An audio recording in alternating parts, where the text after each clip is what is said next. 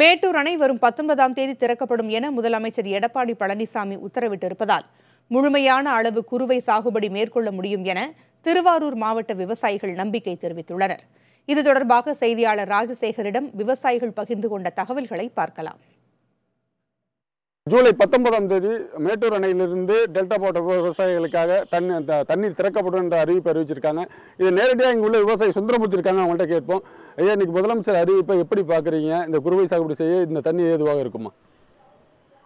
இப்போதைக்கு விவசாயிகள் தயார் நிலையில் இருக்கிறாங்க. தண்ணீரை தான் பெரும் எதிர்பார்ப்போடு எதிர்பார்த்துக்கிட்டு இருந்தாங்க.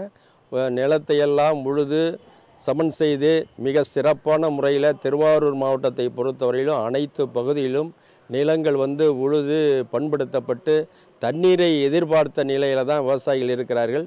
இன்றைக்கு 19ஆம் தேதி தண்ணீர் திறக்கப்படும் என்று அரசு அறிவித்திருப்பதை மனமகிழ்ச்சியோடு விவசாயிகள் இன்றைக்கு வரவேற்கிறார்கள். மேலும் விவசாயி நம்மள்கிட்ட இளங்கோ அவர்கள் இருக்காங்க, அவங்கள்ட்ட கேட்போம். அடுத்ததாக இந்த குறுவை சாகுபடி மேற்கொள்ள என்ன மாதிரியான உதவிகளை அரசிடம் எதிர்பார்க்குறீங்க?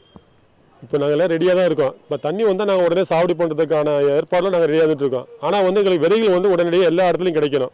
அரசு அறிவிச்சிருக்கிறாங்க, கூட்டுறவு சங்கத்தில் இருக்கணும். எந்த இடத்துல இருக்குமே எங்களுக்கு தெரியல. ஆனால் எல்லாத்தையும் கிடைக்கிற உடனே கிடைக்கிறதுக்கான ஏற்பாடு செய்யணும். அதுமாரி விதைகள், உரங்கள்.